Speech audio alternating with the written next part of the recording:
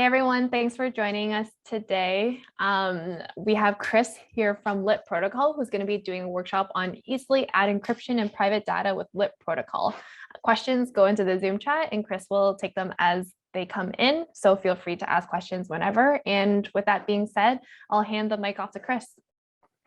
Hey, how's it going, everybody?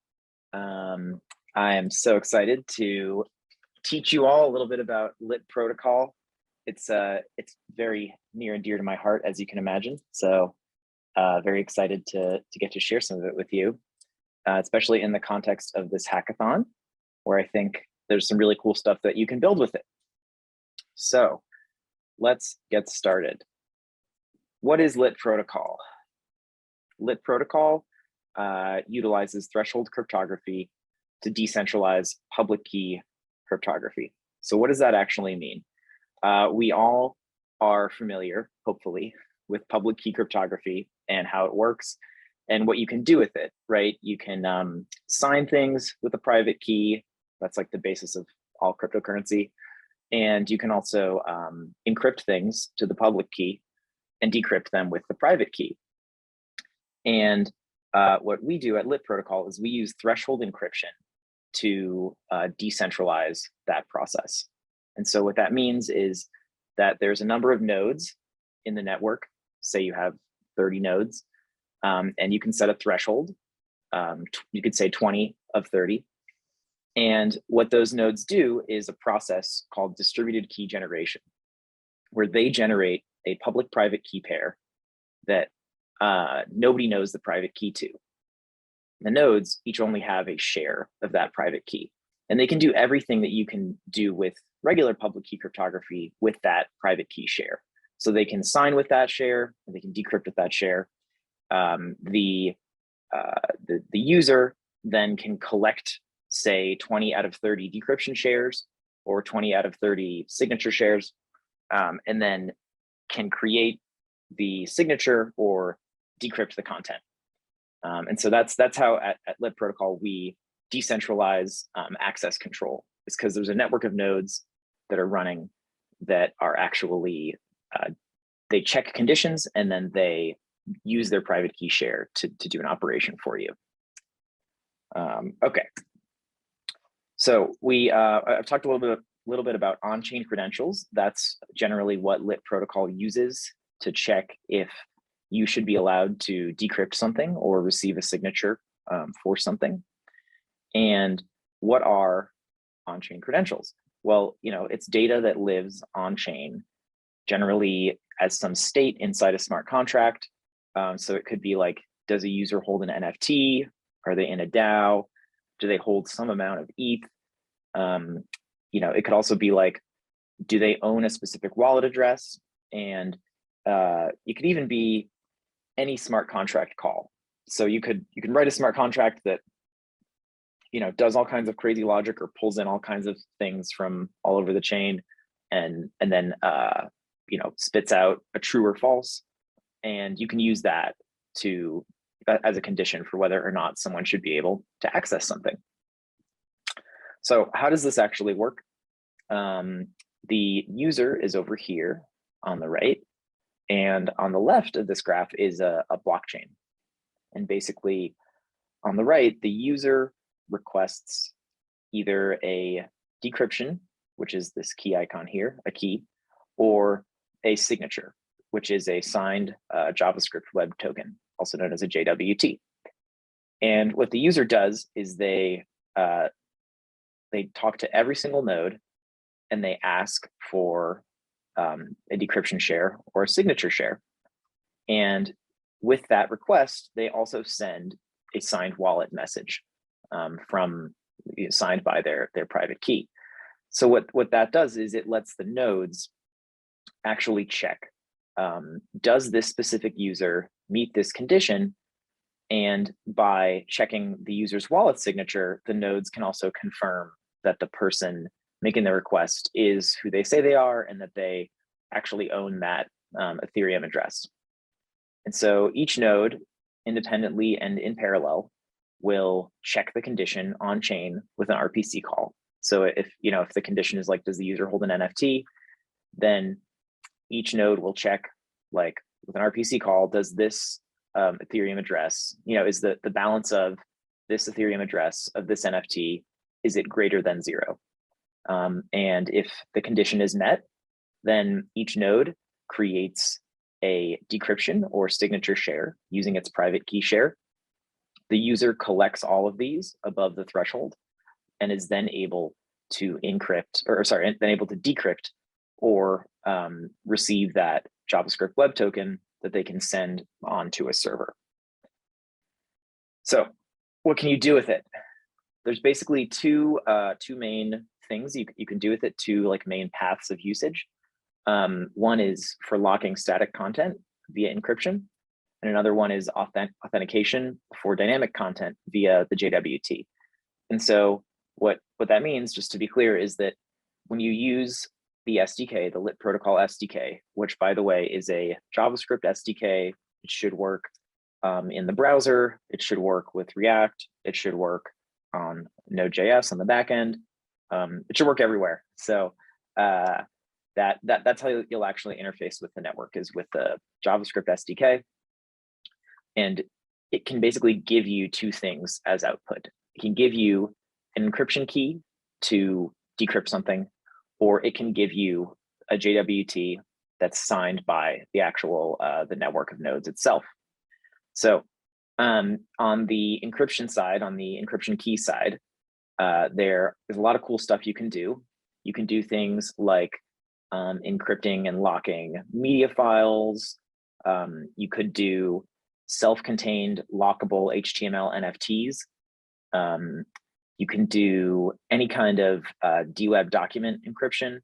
So we have a ceramic integration that I'll go over in a little bit.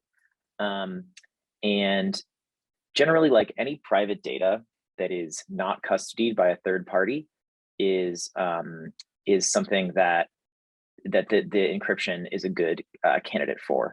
And then the final thing is what I like to call the Ready Player One like idea, which is if any of you guys have seen that movie, it's like a guy like locks up a bunch of money and then he dies.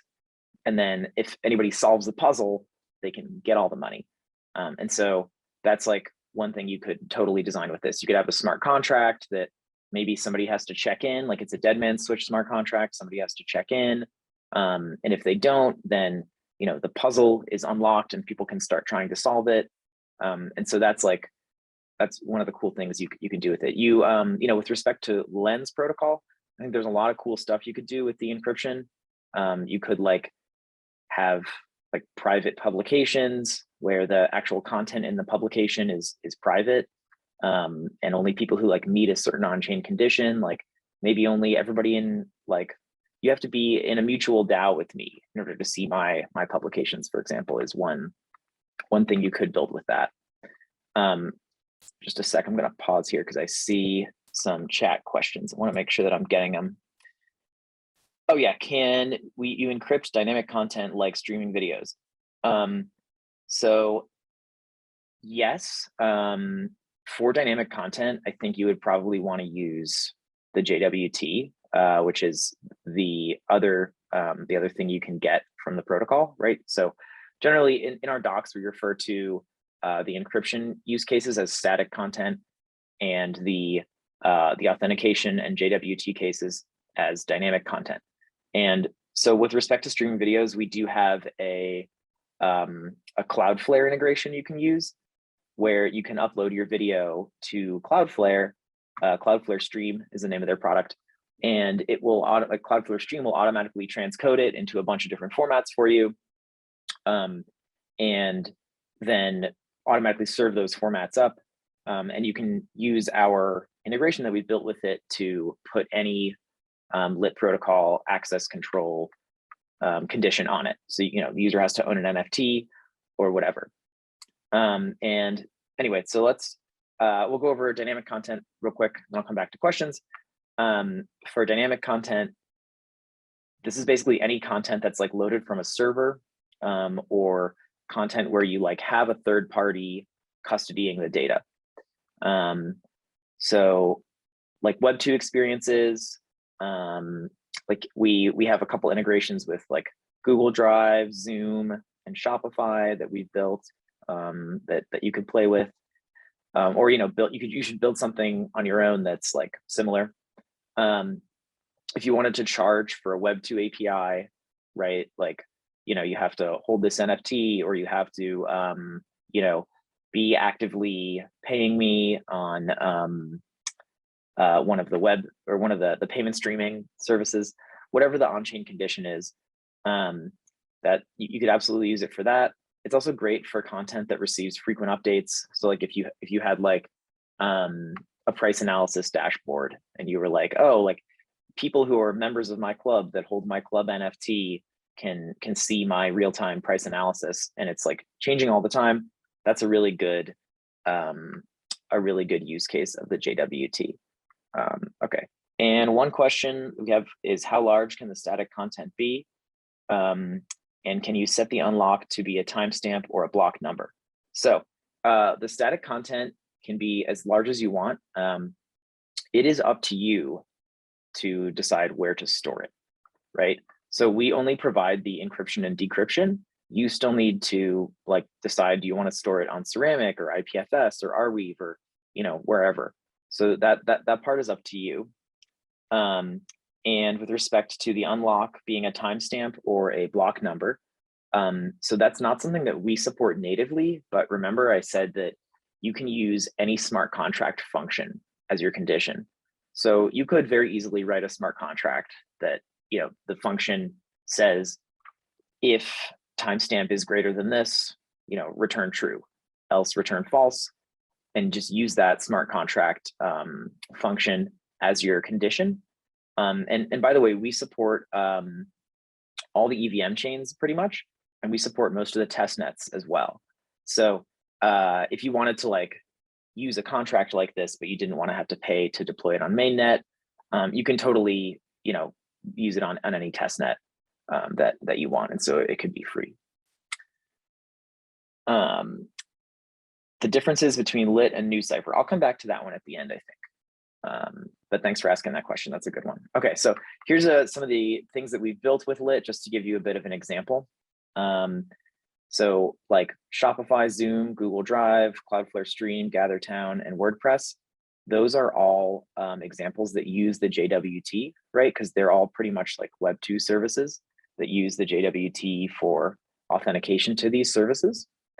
And then down here, you see IPFS encrypted files and the unlockable NFT minter. Both of those are use cases that use the static content, the encryption key use case. And let me actually show you some of these real quick here, just to give you a bit of a demo of how things actually work. It's like this is the IPFS encrypted files, and gotta put my MetaMask. And what this does is it lets you encrypt a file and basically specify the on-chain conditions for who should be allowed to decrypt it. And then the encrypted file gets uploaded to IPFS. So I'll just pick a random document here. And this is what I really wanted to show you guys is this modal here. So this is a component that we provide. I'll post a link to that in the presentation, and it's also linked in our docs, which I'll go over in a minute. But this is a component that we provide. You can use this within React or within any JavaScript environment, even just like a vanilla JavaScript environment. And this is a component that you can use to let your users decide who should be able to access something. So you could use this with Lens, for example, like the example I gave earlier of protected publications. You could use this for a user where a user could say like, only let the people in my DAO decrypt my publications, or only let like the users that hold so many various weird tokens, whatever this token is, only let users that hold more than one of these on Polygon be able to read and decrypt my my content.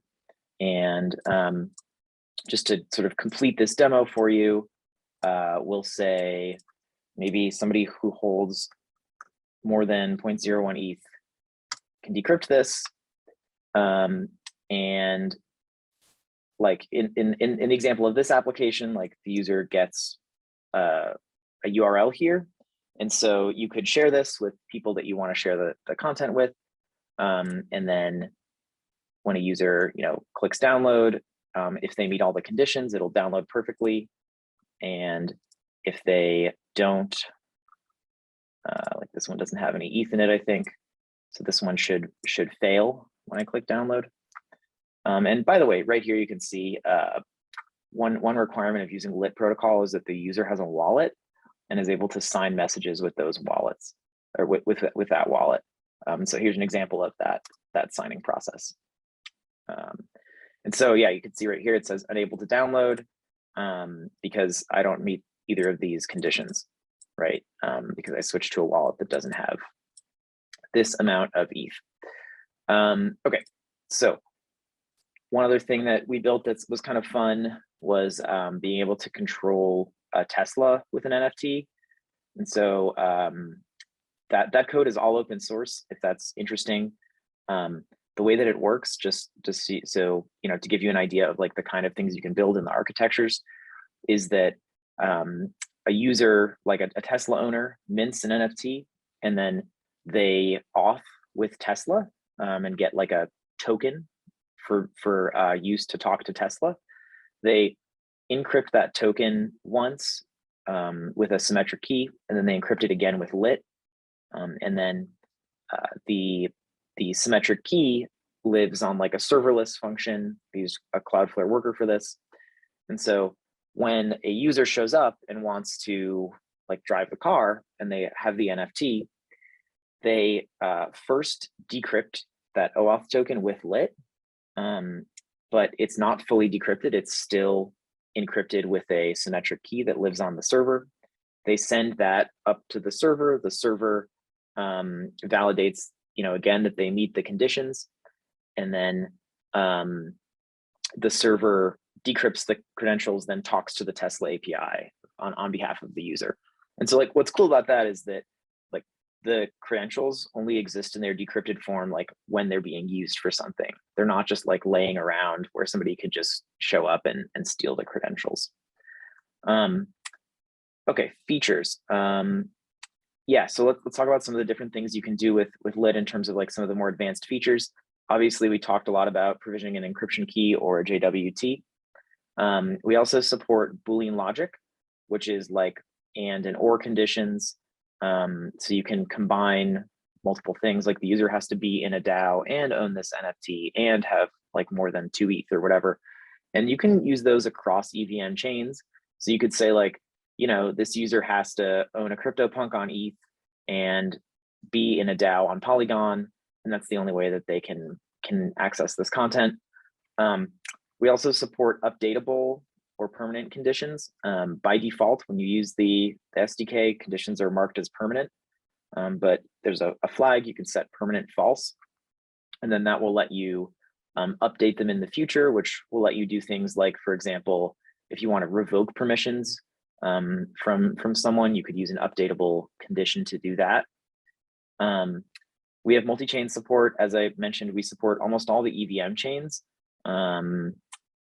And we also support Solana and the Solana testnets. It's free right now. And also, full disclosure, like we are building on a decentralized architecture, but right now we are running all of the nodes as we progressively decentralize. So I know this is like a hackathon, so people hopefully won't store anything valuable anyway, but like right now I would avoid like, storing anything high value in Lit until we can decentralize the infrastructure some more, which is we're in the process of doing that right now. And we think we'll have a more decentralized network up within the next few months. And we, like I said earlier, we don't store anything for you. It's up to you to bring your own storage solution, then you can encrypt your stuff with lit, store it wherever you want, and then nobody can read it without meeting the conditions, even though you stored it in a public place. Like IPFS is and Ceramic and Tableland are all public. So this is the access control modal that I showed you guys earlier. And we have some docs on this here with some different ways to utilize it. We have some example code where you can see where it was used. Definitely check out the docs. Those are available at developer.litprotocol.com. And this is where you can find like basically everything you need about how to use lit. Oh, right. Okay. The ceramic integration. Yeah. So that's a good one. Some of you guys will definitely want to use this. If you're using ceramic and you would like to have private data on your hackathon project, you can use lit plus ceramic to do that, which basically means you're using you're using ceramic for controlling write access, and you're using lit for controlling read access, because the data is encrypted with lit, and only the people that are able to decrypt it are able to actually read that data. And so we have a NPM package that basically just like glues lit and ceramic together. That might save you a little bit of time if you're planning to use these two things together. And we also have an example implementation that utilizes that package as well. So if you're going to use ceramic and you want to have some private data, this is probably like a good package for you. And yeah, we have a ton of example code. So hopefully that'll help you get started and get going a little quicker. Everything from like just examples of how to use the SDK up here to some things like here's how to use like Cloudflare to protect any URL on the web. So if you like want to protect a URL that you don't have access to, or a way to gate, because you can't control that server, you could put this in front of it. The downside to using something like this is that like once the user, like an authorized user, has visited the page, then they like have the URL and they can just give it to other people. So this is like not an ideal way to protect content. Like what's better if you're gonna protect something on a server, is to use like this example right here. Yeah, this is a example to gate dynamic content on a server. And this, what's better about this is that if you like meet the conditions and you go to the server and you get the page, right? You can always take a screenshot, of course, or like print a PDF or whatever. But if you take that URL and send it to somebody else, it won't work for them, because every request requires that the user present a JWT from lit, which proves that they meet the conditions, and the user that you share that with won't have that. Like I mentioned earlier, we have a Cloudflare integration for streaming token gated videos from Cloudflare. The ceramic integration that I discussed here. We have the modal, the share modal that I just discussed, and I think that's pretty much everything that I wanted to get through with respect to the documentation and things like that. And I'd love to talk a little bit about the differences between lit and NuCypher, and then if anybody has any other questions, or like if you had a question that you didn't want to write in the chat and you wanted to ask verbally because it was like really long or something, then you can pipe up and ask that in just a sec. And so the differences between lit and NuCypher. So NuCypher uses proxy re-encryption, and lit doesn't. Lit uses threshold cryptography. And the main difference is like with proxy re-encryption, like another person generally has to show up, or not another person. The original person that owns the content has to show up to grant access to every new person, right? And so the example that we gave earlier of like Ready Player One and building that with lit protocol, you can't build that with NuCypher, right? Because like you're dead. You can't show back up and grant proxy re-encryption access to like the person who solved the puzzle. And that's like one of the like use cases where lit protocol really shines is in locking content up behind an NFT, right? Because you can put that NFT up for sale and you can like go about your merry way, your life. When somebody buys that NFT from you, you don't have to show back up and give them access to that data by re-encrypting it to their public key. Instead, like you just like live your life. You never have to show back up. That person is just able to decrypt it by default. And when they sell it to another person, that person is able to decrypt it in perpetuity. It's the same thing for like when you think about is a user a member of a DAO, right? It's like the set of users that's in a DAO is constantly changing. It's like people are coming and going, they're joining and leaving. And so if you had to grant access like manually to every new user that joined a DAO, and then revoke access from every user that left, it would just be like a huge pain. And so instead, what we do is we just like check the blockchain when you want to access it to see if you meet the condition, and then selectively, do the operation of decrypting or signing only if you meet that condition. Okay, somebody asked, how does lit compare to unlock protocol and Mintgate? Lit is like a developer tool, basically, like we provide an SDK. Unlock and Mintgate are primarily like consumer tools. So like they give you like a dashboard, they give you, everything you like, it's all like point and click, basically. We're like really focused on building out the SDK. Also, like lit is actually decentralized. I mean, like it's not because we're running all the nodes, but it will be. Versus like unlock protocol and Mintgate aren't decentralized. They hold on to the content centrally and selectively release it. And what that means is that like if you're like an engineer at Mintgate or unlock protocol or something like that, you could just like go in the database and like steal all the locked content. There's nothing like stopping you, right? Versus like with lit, it's like it's encrypted, right? It's mathematically secured. So it doesn't matter like what privileges you have at lit protocol. Like we here at the company can't see your content and never will. And then yeah, we've built a bunch of consumer apps. Like you can see some of them here.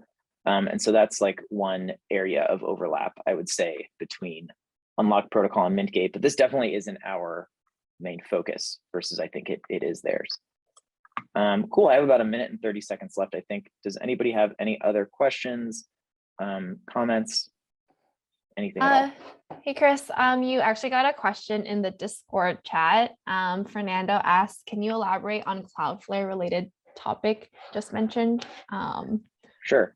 Yeah, we have a couple different things for Cloudflare. We have Cloudflare Stream integration, which like this essentially lets you embed videos and live streams that are token gated.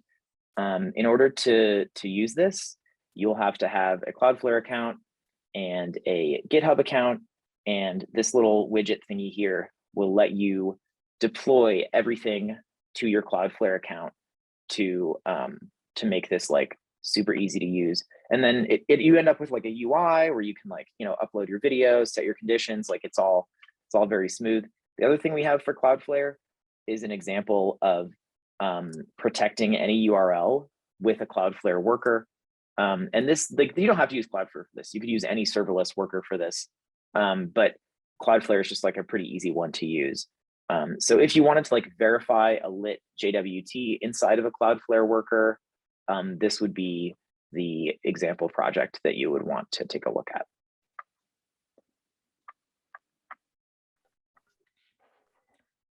Awesome. So it looks like that's all the questions that we have for now. If you have any more questions, feel free to drop them into the sponsor Lit Protocol Discord chat, where I'm sure the team will be more than happy to answer. And with that being said, Chris, thank you so much for taking the time to do this awesome workshop. I can't wait to see what everyone makes. And with yeah, I hope everyone has a great rest of your day or evening, morning, wherever you are. Yeah, thanks so much for having me. Appreciate it. Of course. All right, bye everyone.